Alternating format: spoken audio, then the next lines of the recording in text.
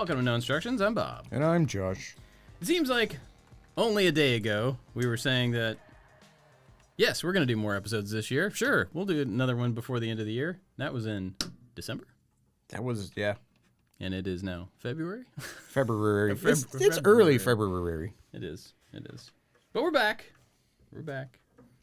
Man, a lot has been going on since then, obviously. But how were your holidays? Let's do a quick catch up for everybody else. My holidays with the family were short, but they were good.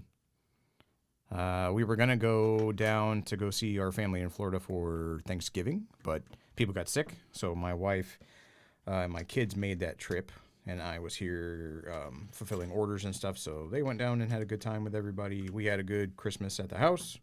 What about you? It was really good. I took, and I feel terrible saying this out loud, and everybody will think I'm terrible, but you were here working a lot for that last week of December, and I was not. I was at home intentionally not working, intentionally doing nothing. And for the first time, I think, in my entire adult life, it was glorious. Good. Why was it glorious? I don't know why, but I know that I usually can relax for a day or so, and then I get kind of antsy, and I just start looking for stuff to do. And it's still nice to be home with no, work and just find other things to do. But this was like, I'm going to sit still. And then tomorrow I'm also going to sit still and just not try to be productive, not try to do anything. I definitely needed it big time. And you were able to do it? I was. Was it exercise the entire time, or once you got over the hump and made the decision, you were just good? Yeah, there was no effort to it at all, which is kind of weird. It's good, but also I kept going why am I okay with this now? Why is why is this not harder like it usually is to just detach from stuff? And I think it was just last year was kind of hard for lots of stuff, and I think it was just time for me to check out for a little bit, and it was good. Is there a level of trust that stuff is being taken care of and you don't have to do it? Yeah, that could be. Yeah. Well, yes, there is, but I think maybe there's more confidence in that trust. Because I think usually whenever I'm antsy, especially when there's something going on, it's things are going to fall apart if I don't make sure that this detail is done. And then when you kind of let go of that and you because Megan has taken over a lot of the duties that I've done here, and I was really protective of them. And she would ask me to check on stuff, and then at a certain point I'm like, I don't want to check anymore. Yeah. Not because I just don't want to and I want to be detached. It was that she needs to build her confidence. I don't need to be there as a hand holder. And letting go of that was kind of liberating. I still get a little nervous because I'm not involved in as much, but not having to worry about it allowed me to completely focus on something else. Yeah. And to have the comfort that I'm allowed to detach from that stuff. Mm-hmm. So I wondered I heard you talking about it on Making It a while ago. I was like, I wonder if that's you having some level of trust or that you may not have had in the past, or I don't know. Yeah, well, I don't know that it wasn't there in the past, but I think it was a combination of allowing myself to lean into that, to everybody doing their job and everybody being responsible and because my personality is that no matter how much things are proven around me, if I'm still not willing to let it go, I'm not going to let it go. I'm not going to assume that somebody else can take something over, regardless of their performance or their initiative or any of that stuff. If there's something in me that just wants to hang on to it, then I'm going to hang on to it. And so I think probably, even though the trust has been there with all of you all for a long time to keep things running and to make sure that everything's taken care of, this was probably the first Christmas break week, 2 weeks, whatever, where I was able to let myself off the hook. I think. Was that a conscious decision, or did it just kind of happen? I think it was a necessary decision. I think I was just kind of mentally fried at the end of the year. And so I just needed to...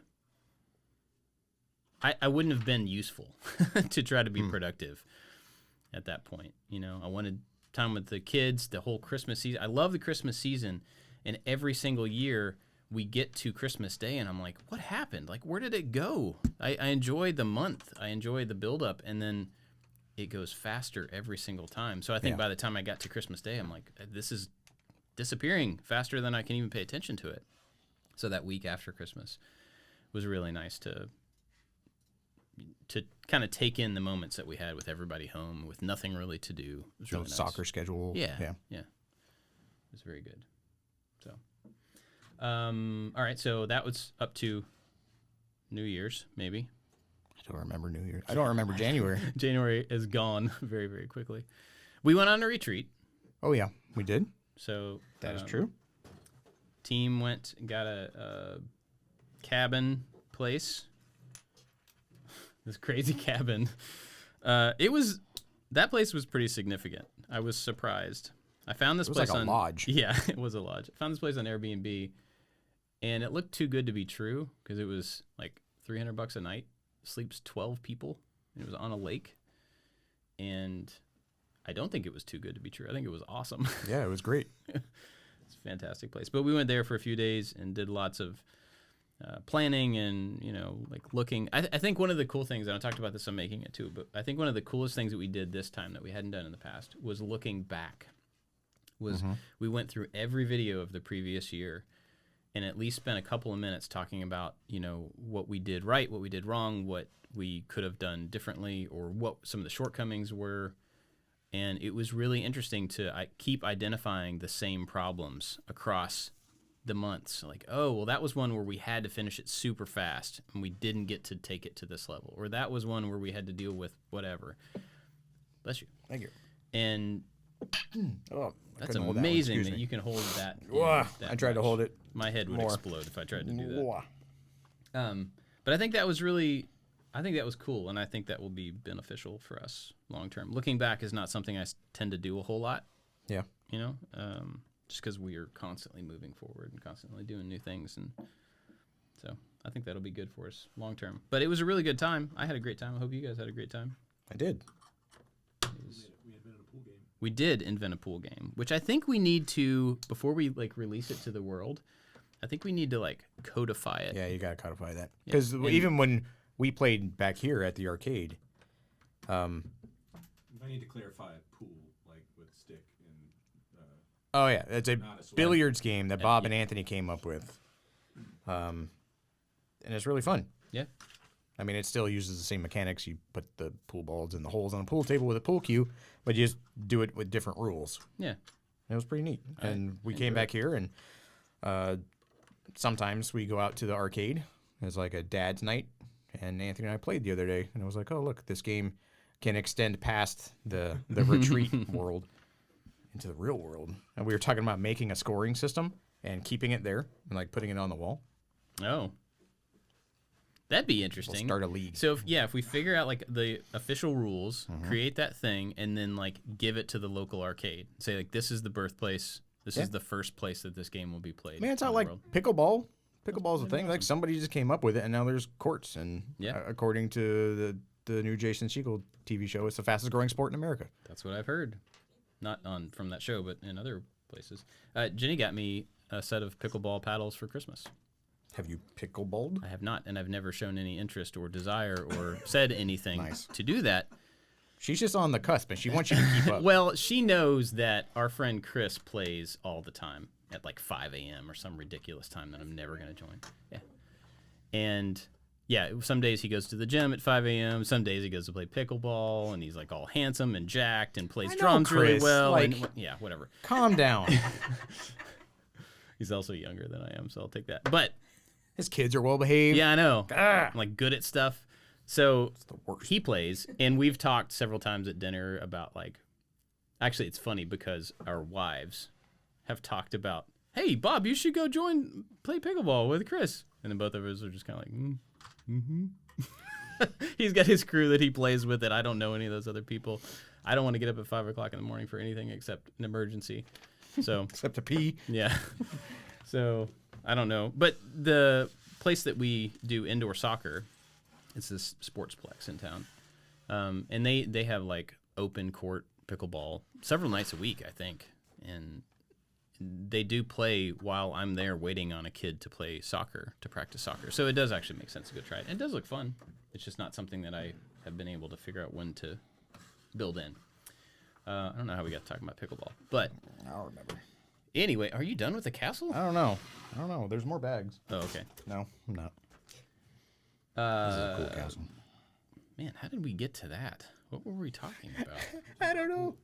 Oh yeah, the games. Anyway, so we should definitely finish the game. Yep. Some official rules.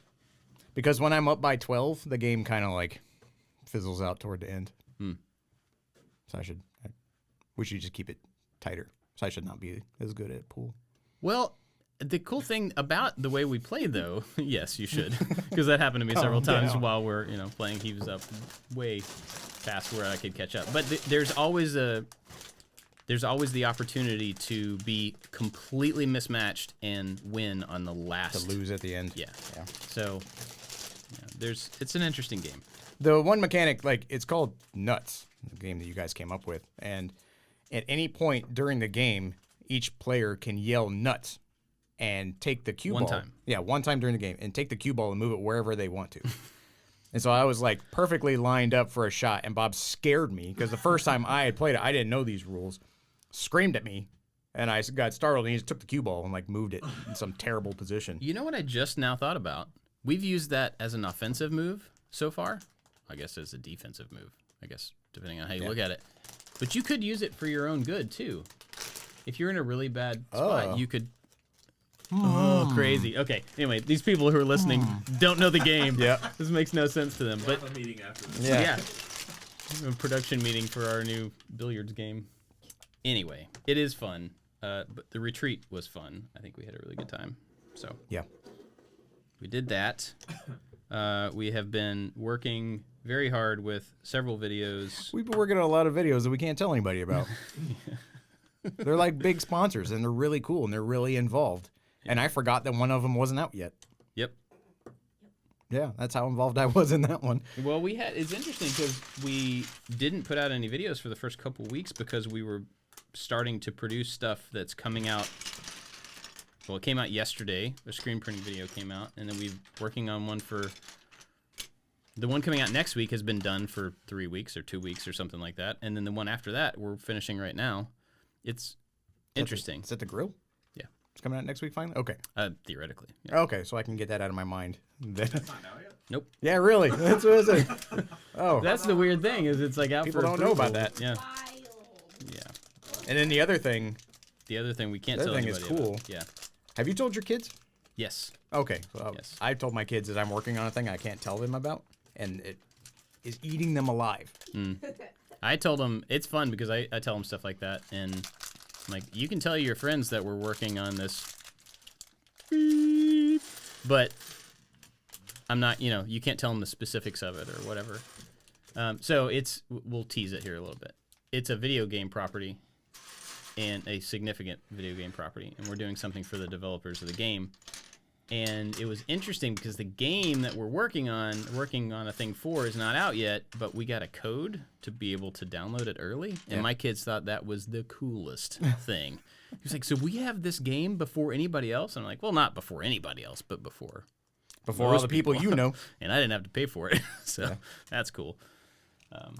But it was interesting to like fire up the game the other night and play a little bit. And I'm like, weird. Is the I'm game like, fun? Yeah. I mean, your it's initial fun. review? Yeah. So that if people know what we're talking about in the future and they're on the fence about it, they can somehow re-reference this episode in the past to help influence. To get super vague information. To about influence their decisions in the present. Yeah, it is fun. I think it's not a franchise. Okay, other people here in the room care about the franchise more than I care about it personally. Some of them really like care about really it. super care about it. So it doesn't mean as much to me as it would mean to them. As if it were it's not a Star Wars game. I'll give you that away. But if it were a Star Wars game, I would be more motivated, to dive into it. Yeah. But it's something I'm interested in. I enjoy it. So I don't know that I'll finish the game because I don't really finish video games. Is it? It's hard to. We can talk about it Okay. after it comes out, more specifically. When but does the game come out? next week? I think. Okay. Maybe So- you'll listen to this maybe next week. Yeah, it could be out by the time they hear this anyway.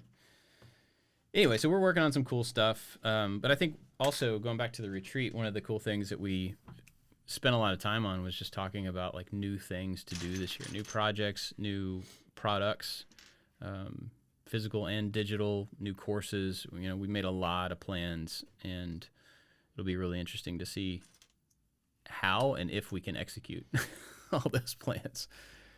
Because there's no stakes when you're just like brainstorming, right? You're just like sitting around a couch in the cabin going, oh, it'd be cool if we did this, and it'd be cool if we did this. And then you have to figure out how to pay for it and how to spend time on it and organize it and all that type of stuff. So, to be fair, all of the things that we have talked about in previous retreats have come to fruition. to some degree, yeah. Yeah. Yeah. That is true. So we're good at doing what we're told. Or what we come up with, yeah. Yeah. So that brings us to now, I guess. I think.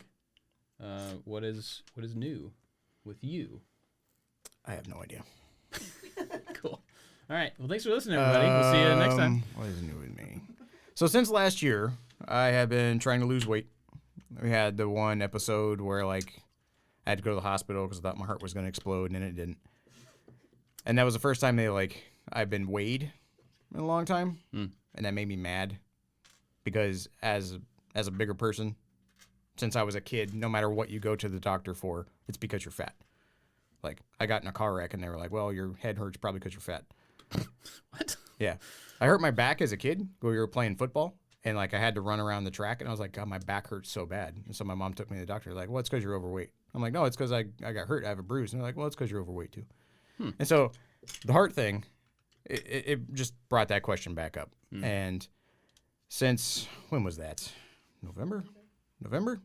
I've lost almost 30 pounds. Wow.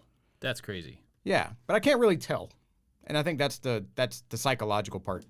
That You can't- even when I was like, I've weighed less than, well, how much do you weigh? This is a weird question. I don't want to say that. Okay, well, whatever. I've weighed less than you Yeah. in my adult life. And even then, I was still fat. Like, it's Like a thing. perception? Or, I mean, I don't ask other people. I don't randomly go up to people and like, rate me, yes or no. well, I mean, But is it mean that you think of yourself as overweight, or you see yourself and you see overweight? All or, of the above. Or like you feel, when you are active? I don't ever feel like I'm overweight. Okay. Because, I mean, some people perceive themselves in one way, even if they're physically not that way. I'm sure it definitely is a perception thing, but like my Army career, you have weight standards, and I was always at like the upper edge of that weight standard. And so even when I was in like the best shape of my life, I was still wrong, and so it just like worsened that perception.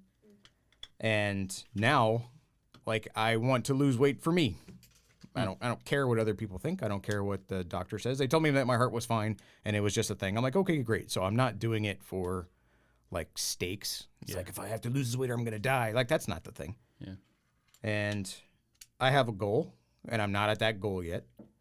And I'm tracking them because I'm a nerd. I'm graphing all of my data. And so I have to take my blood pressure every night, which my blood pressure's fine, but my doctor wanted me to do it. And so I have a thing that's holding me accountable, this little digital the blood pressure monitor that yells at me whenever I do it. But yeah, that's happening. And I'm really glad that it happened before New Year's so that it wasn't like a resolution style, like I want to get healthier, because then it'd be really easy just to not. Like, I already saw progress, and then it made me feel superior over people who had a New Year's resolution, which is motivating. Well, that's what it's all about. I know. Really. I mean, you got to find motivation where you can. Feeling better than other people. But yeah, it's Condescension makes the world go round. You know what I mean? I mean, a little bit of pride never hurt. No one fell after pride. So that's been going on, and it's been pretty easy. I've been doing intermittent fasting, which I'd never really done before. So I eat from 11 to 7, nonstop. Speaking No, of, I don't. I'm very hungry right now. Just Yeah. wanna throw that out. Like, Yeah, classic me. Anyway, I sorry, go actually ahead. feel hungry, which I've never like felt hungry. Really. Yeah, it was just like, oh, it's time to eat, and so you just like eat because it's time to eat. But now I'm like, okay, I am hungry right now. I don't need to gorge on something. Like, what is there around to eat? And so it's a mindful thing that I've lost weight and gained weight and lost weight my entire life, and so this is a time where I'm kind of tired of that, And the intermittent fasting is really easy to do. And we've been walking and exercising more, but like the intermittent fasting has allowed me to be more mindful about what I'm eating, because that's really, I think, what I've been told, the real benefit in weight loss is like your eating habits. Yeah. And I just don't pay attention very much. I don't eat bad food, but I eat probably more than I should at times that I don't need to eat. Right. So, yeah, that's working. That's so great. if there are people out there, especially around the new year, where you're trying to lose weight or get healthier, like, this is encouragement. Like, you can do it. You're doing great. I mean, you're not as good as Josh, but, you know. Well, I mean, you will always be better than Josh at losing weight, no matter who you are. But you're doing great. Yeah, that's awesome. Like, even if a scale goes up and down, it's going to go up and down. Sure. Which I think is another thing, is I track all my data. Mm-hmm. And statistically, like, throughout the week, there is a there's a pattern. Oh, yeah. It's kind of nuts. It is weird. Sunday would be the lowest, and Monday it kind of goes up, and then Tuesday and Wednesday goes down, and Thursday has a little spike, but not as much. And it's like a repeating, like, it's been going down about 2 pounds, give or take, like a week, which is like a healthy weight loss goal. But throughout the week, daily, it graphs, and it's kind of neat. Mm-hmm. So it's another like stupid nerd incentive for me, is to like, I can have graphical data. I'm the exact same way. I've been tracking my sleep since like 2012 or something like that, for no reason. But it is, for me, data and visualization of data has always been like something I really enjoy. Yeah. And being able to look back and say, I can see throughout the week all of the times that I've run or all of the times that I've exercised for the past 10 years or whatever, because you can see that I sleep better on those days. Mm-hmm.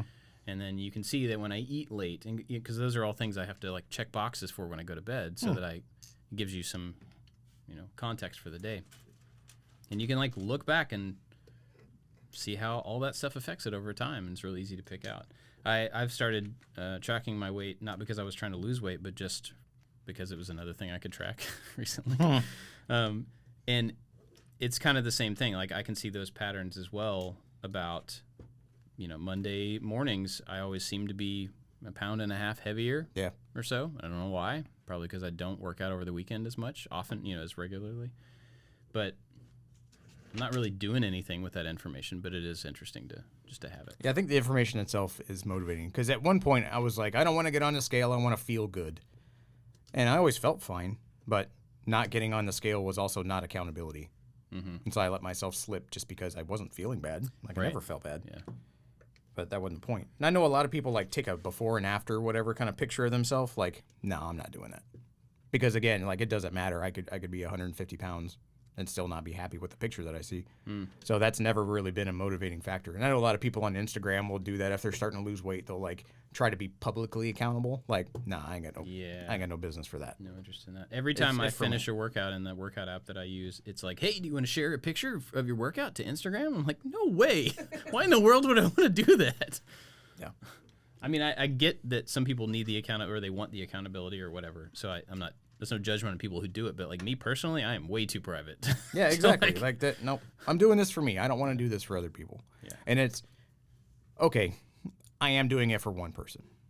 I'm doing it for my doctor, or the doctor. Okay, so I get my healthcare through the Veterans Administration, through the VA. Every time I go to the doctor, which is like every 6 months when you get a checkup, I see a different doctor, which is extremely frustrating.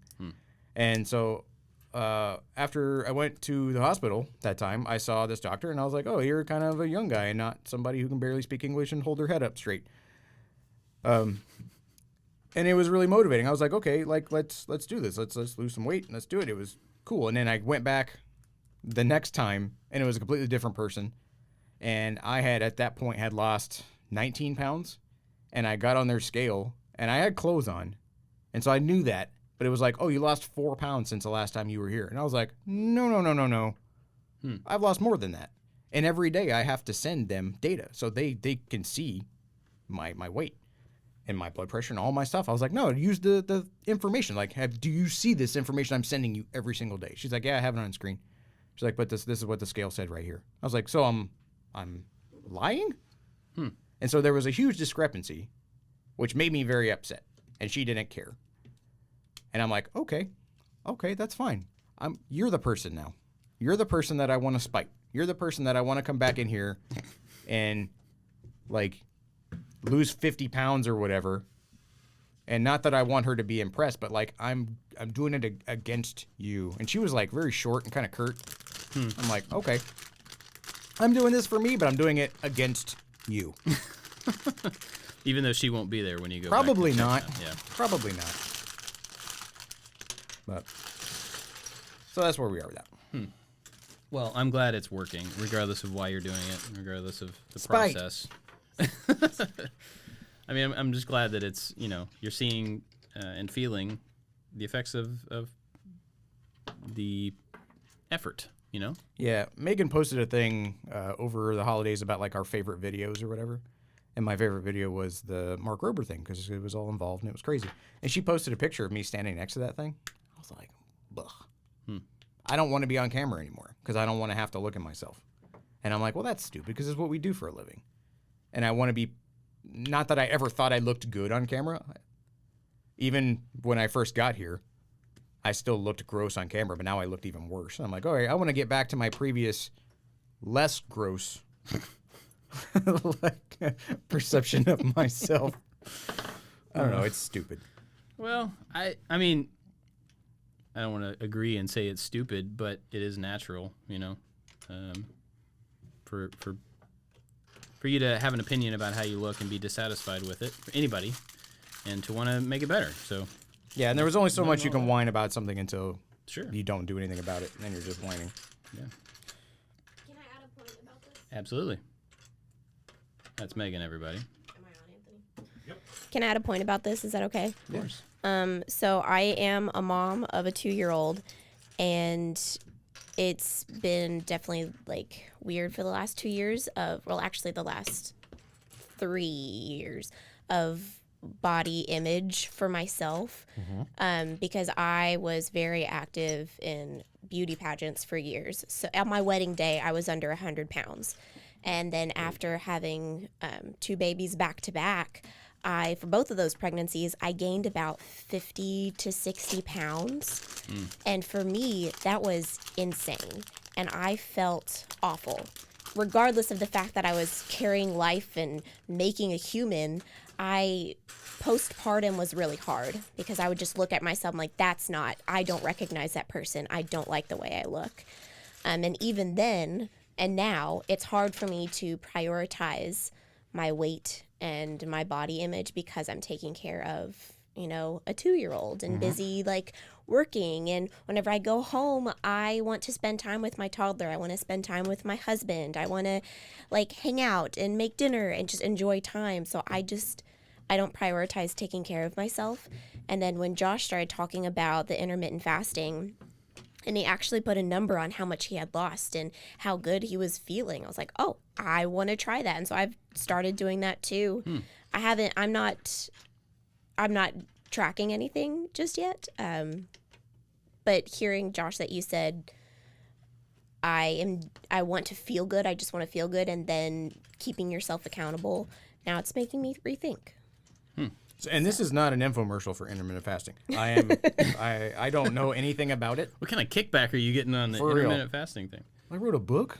It's an ebook. I need you to drink these powders. And yeah, so I don't know anything about it. I don't know like what it does to your cells, and I'm sure there are a lot of people that could tell you, but I have no clue. I'm not an evangelist for the science behind it. It's I don't need to be eating late at night, and I don't really eat breakfast very much anyway. And so I know that there's schools of thought about like if you don't eat breakfast, then you're going to gorge on lunch and you're going to whatever. That hasn't been the case. Yeah. So it has allowed me to be more mindful about what I am eating and when I'm eating. And it's been easy. Because when I was in high school, like I wanted to lose weight. And so I just like didn't eat. I ate like a kid's Subway sandwich like a day. And my friend Ethan was like, that's terrible. Like this is like an eating disorder. I'm like, it's not an eating disorder. I'm just not hungry. And so I'm just going to eat when I'm hungry. And it was bad.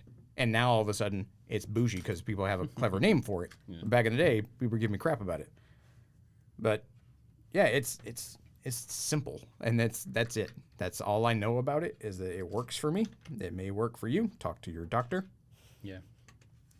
I am not in peak physical health to be able to give anybody advice. Well, to all of those things that you guys are saying, as as the senior in the room, as the oldest person here by a fair margin, I can say, and you know, like my kids are older and all that type of stuff, a little bit older in years.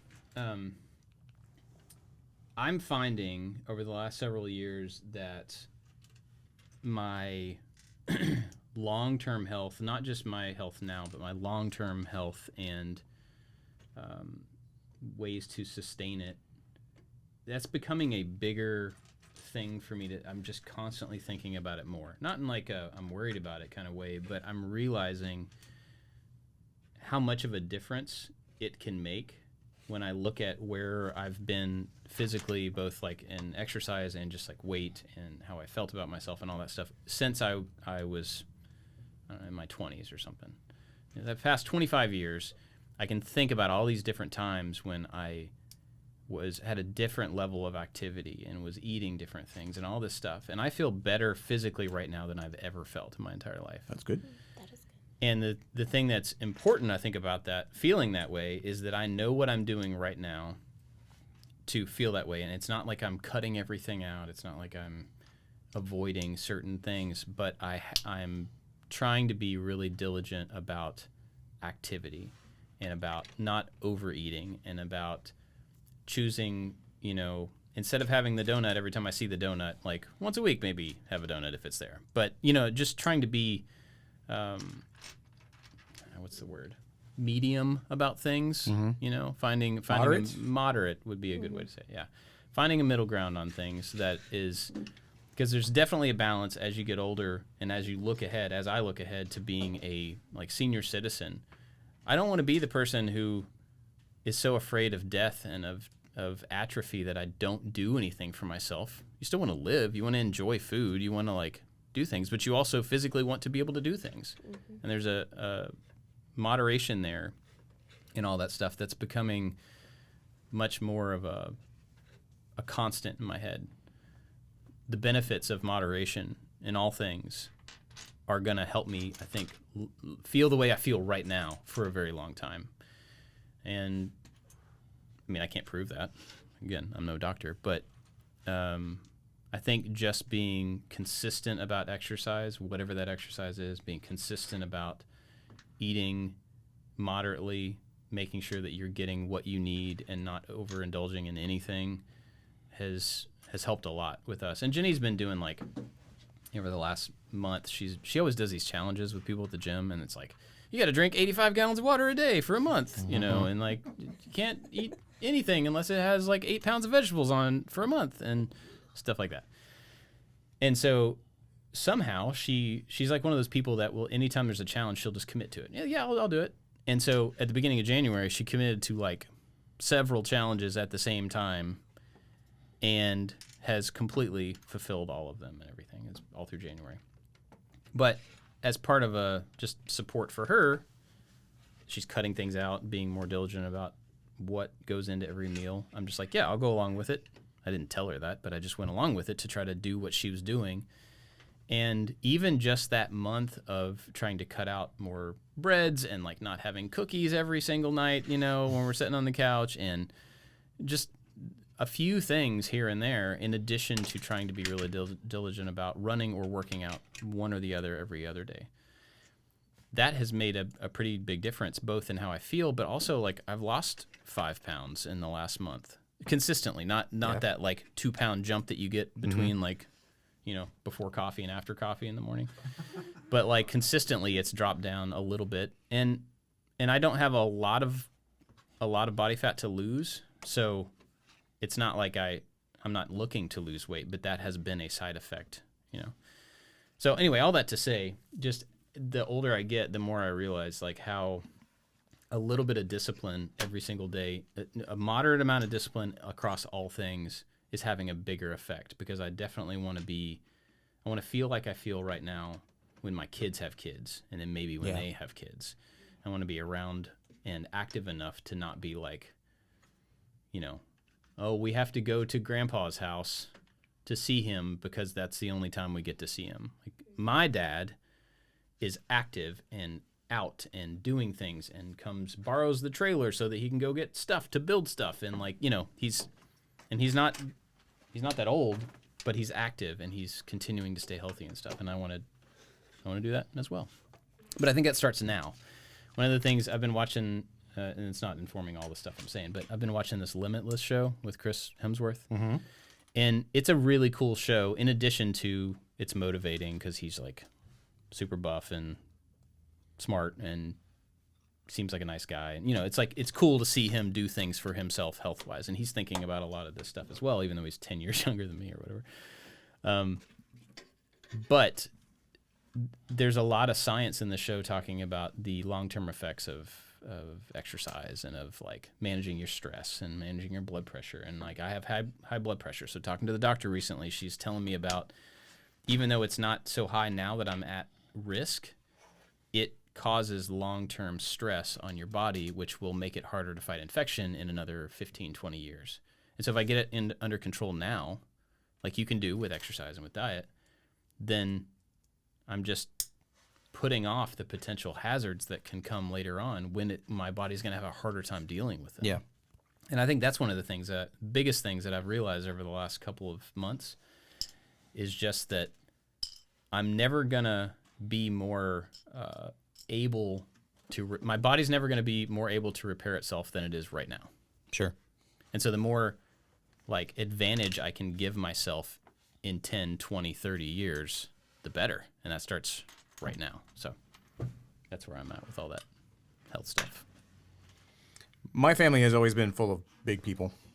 And I remember, like, you're talking about your dad, and like your kid's grandfather is very active. And like my one grandfather, my dad's dad, was very active, always doing something. He was fixing things, had a garden, was always out doing stuff. My other grandfather, like, had his chair.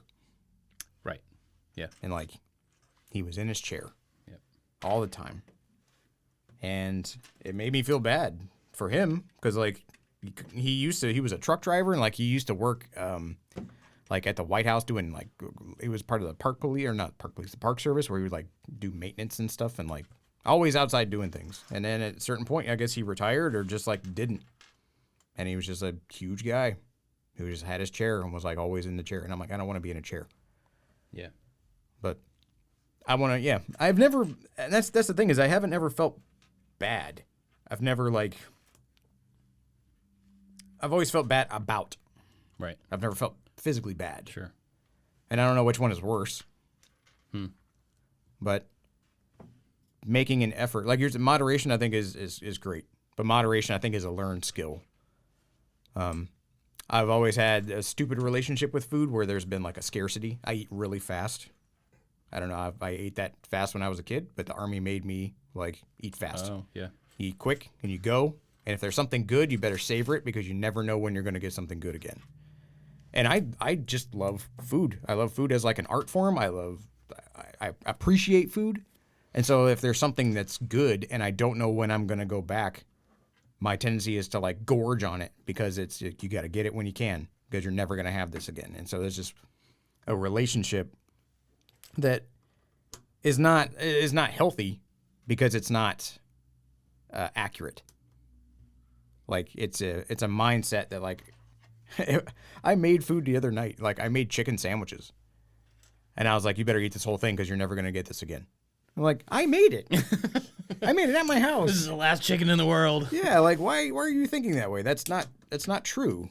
And it took me a long time to like not to like identify that problem. I always knew it was a problem, but it was my first time going like, "Why do you think that way?" Like to verbalize it. Yeah, like that's stupid. I don't remember the last time I was in Paris to know that it was the last time. Like, whatever meal I had, I ate it and it was good. I didn't like devour it because like I'll never be back to this place. But I'm sure it probably was. But that's not true. If I want to, I can go back and get whatever it was, or I can make it myself. But I think the relationship that you have with the thing that is your hang up, like we're talking about being healthy, if it's food or if it's whatever, I think it's verbalizing it out loud to yourself or to somebody that you love can really help take ownership of it. It doesn't have to control you that much. And then moderation becomes easier. Yeah. Because you can, I don't say you, I can realize that like I don't have to eat this whole thing. And the slower that I eat, like this seems really stupid. I'm 38 years old. The slower that I eat, I feel full halfway through. Yep. I'm like, I'm dang. Yep. You're not just like log jamming a whole bunch of food into your stomach and then 20 minutes later feeling like garbage. So I'm trying my best to eat slow, which is very difficult for me because I feel bored. Because I'm like, I need to go. I need to be doing something. Like, and I catch myself here eating lunch because I'm busy doing stuff. And so I'll like inhale my lunch and keep going. And I have to stop myself. And that may have been a holdover from like the corporate world because if I ate my lunch really quick and I just like wanted to take the rest of my lunch break, I was like, well, what are you doing? You're just sitting there doing nothing. Like, shouldn't you be working, doing something? And so there was always like a level of guilt because I needed to eat quick so that I could be productive. And that's always been like the driving force. Yeah. And so now forcing myself to like, I'm going to take a lunch break. I'm going to sit at my desk and I'm going to watch an episode of a show. And that is my lunch break. I don't care if I'm eating. I don't care if there's food in front of me. That is my lunch break. Is a break. Yeah, it's a purposeful time to just take a pause. Yeah. And so that has all been really helpful. Like all those things combined into like almost lose 30 pounds. Like, yeah, that's cool. That says something, but like I'm not there yet, so I'm not satisfied. But all of those things together, all those little tiny realizations have made this I want to say different. I honest to God want to say different than all the other times, but I don't know. I hope it is. I mean, it is different. It's different. It is different either way because you're doing different things, regardless of what the outcome, the long-term outcome is. It's still a different scenario than what you've been in the past, you know? Yeah. But to those people who have that mentality that like, well, it's just going to come back. Like I'm one of those people. I'm there with you. But that doesn't mean that you shouldn't start. Because it is very easy to go like, well, last time I tried to do this, I gained all that weight back and it didn't work. Well, it can work. Yeah. You just have to do the work. And that was a realization that I had to address myself and no one else could have told me. I would have got mad if someone else told me, just like I'm telling you now. But I'm there with you. Yeah. And you can do it. You can do it for you. I feel better. Yeah, for sure. So if you see me on camera, I'm probably still not going to like it. But I'm trying my best. I'm making a door. Cool. Well, how long are we? We're like 40 minutes in. Mm-hmm. We did kind of have like a topic we wanted to talk about, right? We did, and then we got off topic. When we To a didn't different even start topic. getting on topic. I mean, it's kind of related, I guess. We were going to talk about burnout. Yeah. And how I was going to talk about my experience with burnout. And I know it seems weird that we were talking about your Christmas break and how you're able to be at home. Like my burnout came because I was here. Mm-hmm. And we released our new products. So we have push sticks and we have the shop mats and we got a whole bunch of new apparel designs. And so we came up with this marketing strategy in like the summer, late summer. And Orange Friday, right? Black Friday, people are looking to spend money. That's when we need to launch these things because it'll be like in the most optimal conditions for us to profit off of the things that we're making. And so we came up with this plan. And in that plan, I guess I didn't really think of the fact that once everybody buys this stuff, it has to be made. And I have to make, like I wrote it on a board. It was really funny. We're like, we're going to release it to the Maker Alliance. We're going to take that money. We're going to invest it into the materials so that we can make and release it to the general public. And then I wrote, and then make a bunch and then review this and this and this. And it was like a step. It was like a mid thought. And then when it came time to make them, I'm like, oh crap. Like this is all consuming. I have to figure out how to make these things in mass because we made a handful of them. But making a handful of something is way different than making 200 of something. And it was a lot of stress. It was a lot of time and a lot of like just physical effort. And it needed to get done over the Christmas holiday. And there was a lot of external pressure from people who had ordered something thinking it was coming before the holidays, even though we didn't say that. And that was an external stressor on you, like, hey, where's my stuff? Why isn't my stuff here? It's almost Christmas. Yeah. Why isn't my stuff here? Which is reasonable. It's just Exactly. Not It's reasonable, and I get it, and I wasn't upset that people called and asked where the thing is that they spent money on. Like, I completely understand that sentiment. And I tried to respond to each one of those people with the truth, and I just asked for grace because we're figuring this out and we're doing our best. And a lot of people responded like, "Oh, it's cool. I just, just checking. I just want to make sure you guys are doing all right." And like, short answer was like, "No, man, I'm not doing all right, but I'm gonna keep going because I have to keep going." And you and I had talked many times about taking time, and you were very adamant about me taking time. And in my mind, I didn't see how that was possible because we had made a commitment to people loosely, and I didn't want to be at home trying to relax, knowing that there was a tidal wave of stuff waiting for me when I got back. Mm-hmm. That would not have been relaxing. And so I could chip away at that mountain every day, as much as I could possibly do in a day, until I hit either some kind of like machine stoppage or material stoppage. Like, I did as much as I could possibly do in the time that I had allotted to me. And it was wearing me out. And when my family wanted to go down to Florida, I was like, I can't go. And I go, why can't you go? I'm like, I have to make this stuff. I have to get these orders out. Like, it's not even a question in my mind.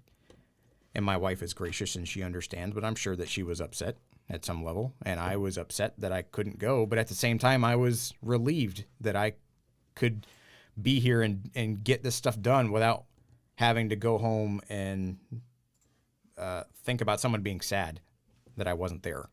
I'm like, well, if you guys are off doing something, you're going to be busy, so I will make myself busy. And I was here for a long time, a lot of times. But we got it done. And I knew that I had a goal, but I was so just tired. I was being separated from like the video aspect and being by myself doing products. Like, the video stuff is fun. It really is the best job in the whole wide world. We get to hang out with our friends and solve silly problems and make silly things. But I wasn't involved in any of that anymore. So like the really fun, joyous part, I was absent from. And I was just heads down doing it. And yeah, it got to the point where I didn't want to do any of it anymore. I got the last order done, and I didn't realize I got the last order done. Like, I was finished, and I just like kept going, because there was always like I kept moving the finish line. Yeah. And that may have been, it wasn't self-induced. It was, once I got this thing done, we still had material left, so I needed to figure out how many push sticks and stuff I could get out of the material that I had left so that we could have inventory. So I got to go in and do that. And then that took a little while. And I go, oh, now I got to do that. I got to make the packaging, and I got to do this, and I got to do this. And so there was always like one more little thing. And the 1,001 more little things were just, it was so much. And when I was done, like, I'm legitimately finished, all the orders have gone out. Now it's just the maintenance phase. Like, I want to take a break, and I don't want to be here anymore. Not that I hate being here, but like, I want to go as far away from things that I have to do as I possibly can. And that burnout, like, for me in the past, has usually been, like, if I feel that way, it's about the job itself. It was, I don't want to do this anymore. My skills can be better put to use somewhere else. Like, I am burnout to the point where I have no joy for this anymore. My value here, the value that I'm getting from a place has waned, and it's time for me to go. And there was a point where I had to fight that this is not a normal job, and this is not a job that I detest. This job I absolutely love, but it was hard. And so I had to pull myself out of my natural tendency to, like, okay, I've outlived my usefulness here, or this place has outlived its usefulness to me. Time for me to go. And I needed a break. I needed a vacation to kind of come to grips with all of that and realize that it was not right. That thinking was incorrect. But man, I was, like, you talked about, like, the end of last year just being kind of stressful. Like, on top of the stuff that was just stressful about the year, it just, that 2 week kind of decompression time that we allot every year became the busiest time.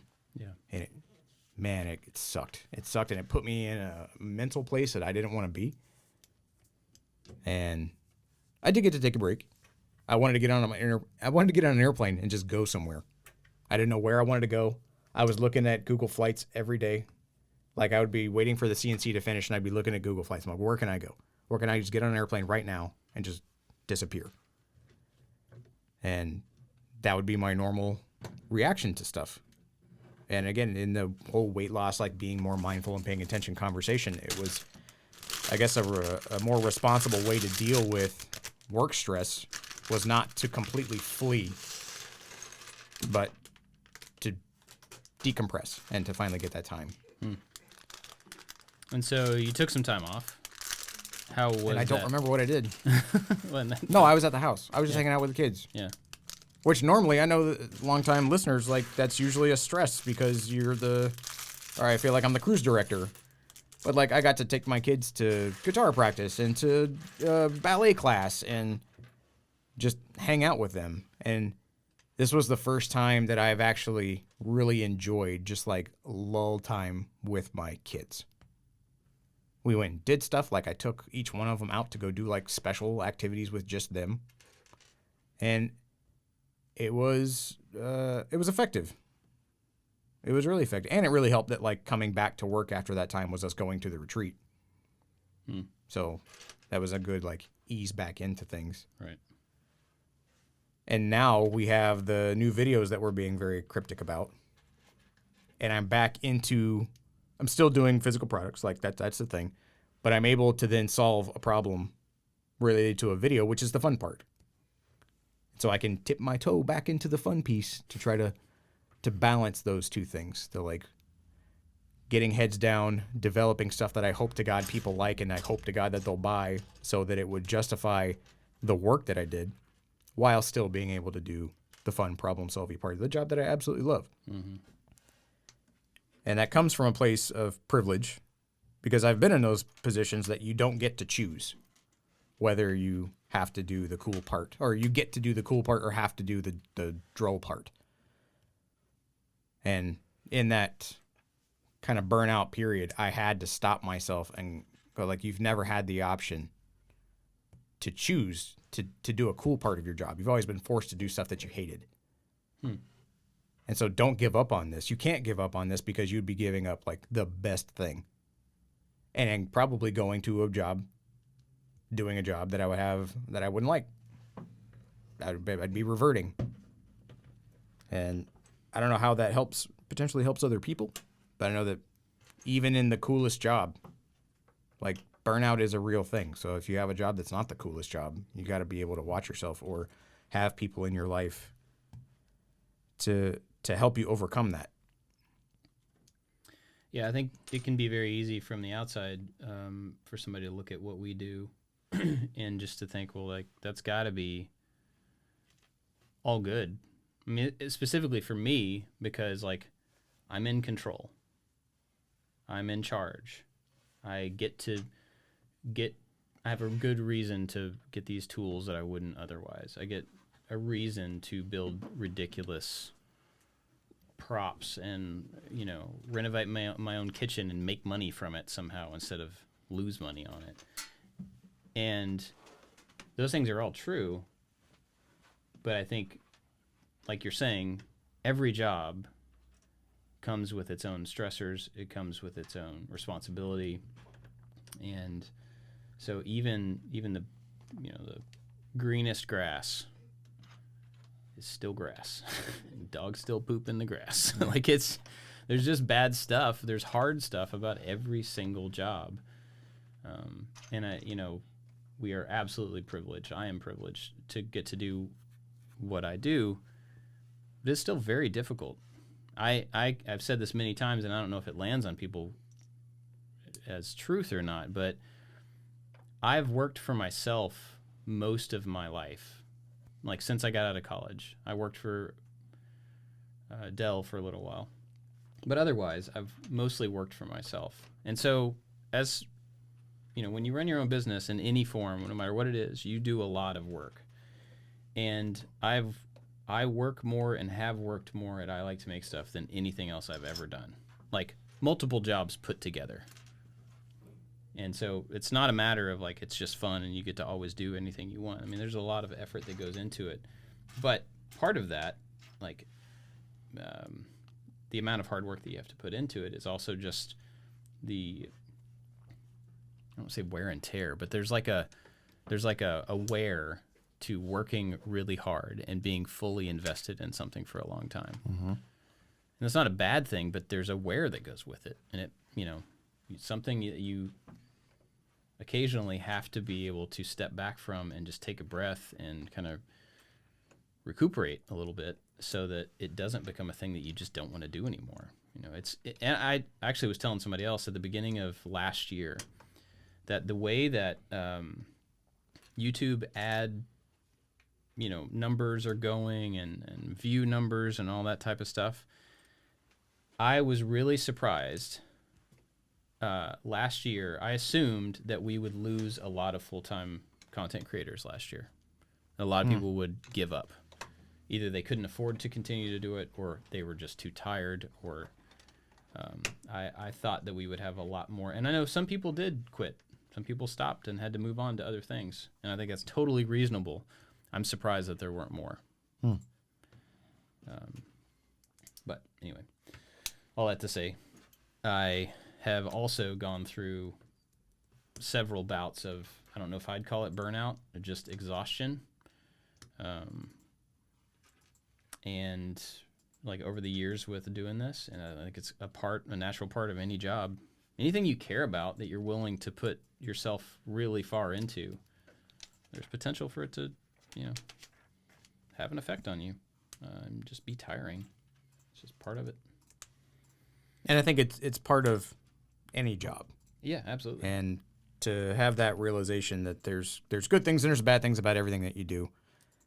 And I assumed that I wouldn't have to make that conversation with myself and this place because this place is so much different than every other job. But it's still a job. Yeah. It's your business to run. And I get that there are stresses that you have that none of us can understand because it's your name, your name on the door, your name on the bills. It's not my name. And so in that burnout, I was like, if I were to leave, what would I do? I'm like, well, I want to start my own business. And then that's terrifying. And I'm like, well, how much stress? It's different stress, but stress nonetheless. And I don't know. It was insane. And it was something that I had never felt being here because I have always appreciated what we do and how we get to do it. That it seemed silly almost to like think about wanting to leave, but it was real. And it was something that I had never felt before. And I wanted to talk I talked to you about it. I talked to Megan about it. And yeah, I hope it's encouraging to other people that not to stay in a job that you hate. I had to realize that in that moment I didn't hate this. Right. I was exhausted. And it wasn't that I gave up on our goals or I questioned why we do what we do. That wasn't it. It was just this overwhelming exhaustion that made everything seem really bleak. And it made everything turn to, well, I don't want to do any of it anymore. I guess it's time to go. And that was not a healthy reaction to being tired. And so the stuff that we've learned from this is to maybe not release products over the Christmas holiday. Yeah. I think that's a pretty good idea. Yeah. Well, and to circle back for a second though, and this is not specific to you, so it's not me trying to like talk you out of your job. Don't hear that. I do think it's also reasonable as someone who likes their job, because there are a lot of people in the world that really like what they do, no matter what the job is. Sometimes it is absolutely possible for you to be in a fantastic situation, in a really healthy, good job, and just not want to do it anymore. And that may be because you want to do something else more. That may be because your time there is spent and you have done what you can do and you're ready to move on.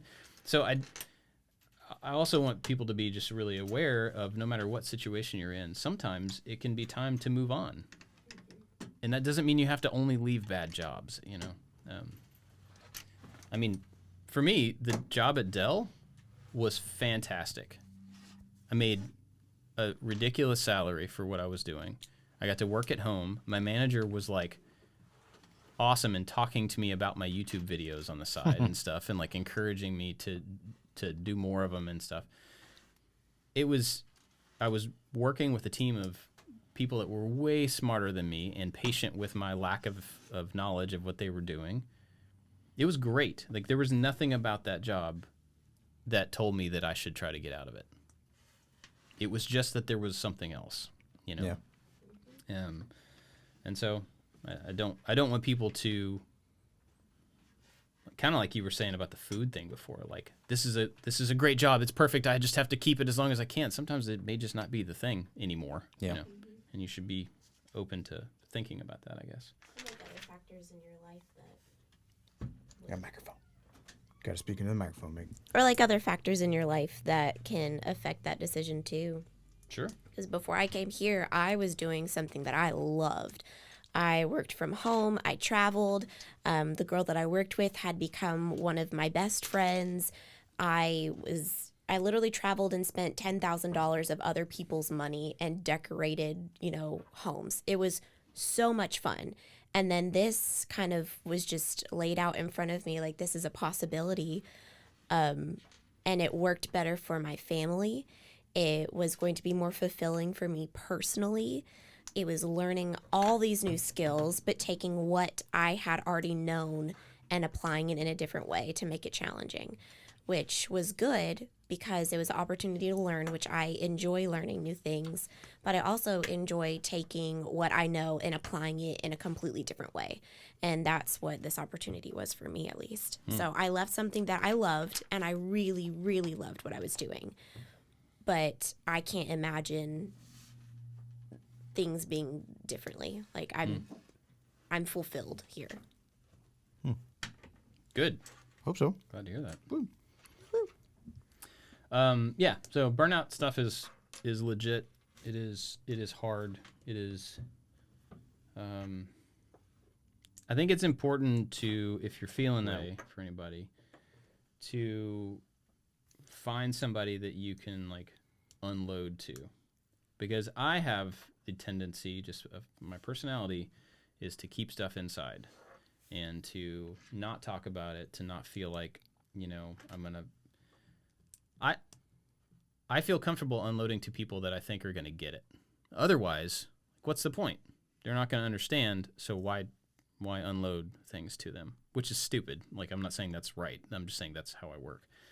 And I think if you continue to do that, then you have churn in your head that is non-productive. You spend a lot of time just rethinking frustrating thoughts and being able to just spill it out to somebody else, whether they can do anything helpful or not, is beneficial. So if you're feeling that way at all, find somebody to unload to. My mom used to, like, if I would be upset with something when I was a kid, I would just, like, talk to her and just, like, start unloading like you're talking about. And she was like, well, do you need to vent or do you want to vent or do you want progress? I was like, well, those seems like different things. It was pretty much like, do you want me to help you with your problem or do you want me to be lend you an ear? And a lot of times, like, I don't know. You feel a certain way and you just got to talk to somebody. And my personality is that I don't want to unload on other people. Like either a task or problems or whatever. Like it's always been in my personality to handle your business. And that's a cornerstone of my personality. It's something I pride myself on. And at this point, it probably, to a fault. And I know that Megan is kind of the same way. And so she and I have an agreement that we will not ask for help. Like, I'm not going to ask for help. I just don't.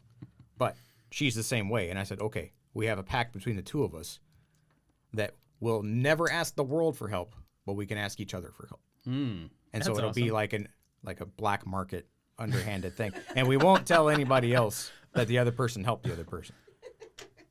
That's pretty great. So if you are at work and you are feeling that way, you find that other person. You find someone else that you can, like, commiserate with And we're like, someone else can take a little bit of my burden. Even if you don't want to, you find one person that will keep it a secret so that everybody else still thinks you got it all together. And then you did it all. And then you give them a little wink. Oh, that's pretty funny. Like that Saturday Night Live skit where the two sisters. Oh, yeah. Where there's two of you. Oh, man. If anybody doesn't know that skit, it's called Mirror Image. Look it up on YouTube. Fantastic. Mr. Haver Smash.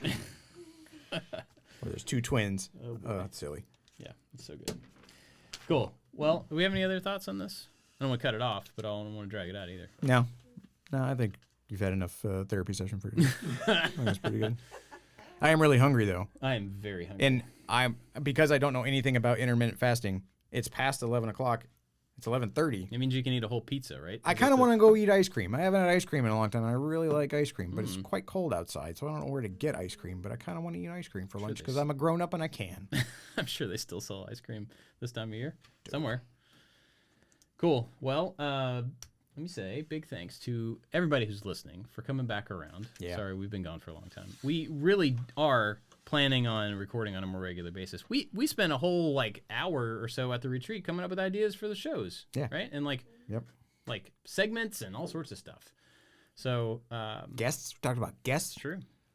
So we will do our best to be more regular. That's the thing is we are taking this seriously, but we are taking everything else that we are doing equally as seriously. And so something has to give. Yeah. And unfortunately, it's the sitting at a table playing with Legos. Yeah. You know, Yeah, I know.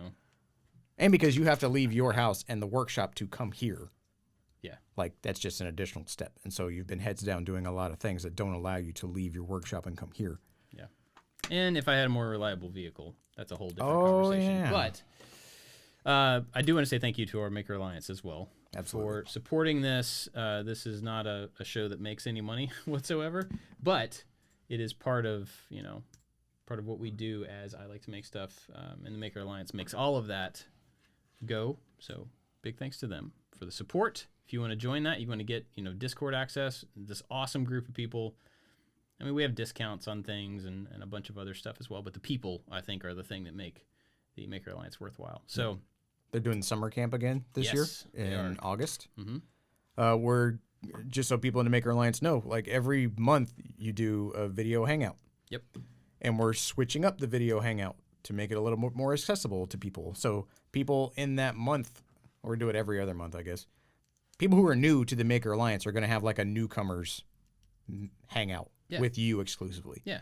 And then while you're doing that, one of the other team members is going to do the big hangout with all of the legacy members. So everybody else who is at that tier and gets to have Legacy members, I yeah, like that. the OGs. So we're trying to give new members a little bit more face-to-face time. Yeah. So we're starting that this month, and that Maker Alliance meetup is on the 14th, on Valentine's Day. Mm-hmm. So bring your gross chalky hearts, and That's right. Share They don't them. make those anymore. Bring enough. they don't make chalky hearts anymore? They stopped making those like 2 or 3 years ago. Probably because they ran out of their original inventory finally. Oh, they didn't give people cancer? That's a shame. Probably. Heart cancer. They were not being fine. But yeah, big thanks to the Maker Alliance. Go check that out if you're interested. We'll put links down in the description, and you can find it. Thanks for listening, everybody. Thanks for watching, and we'll see you next time. Bye-bye.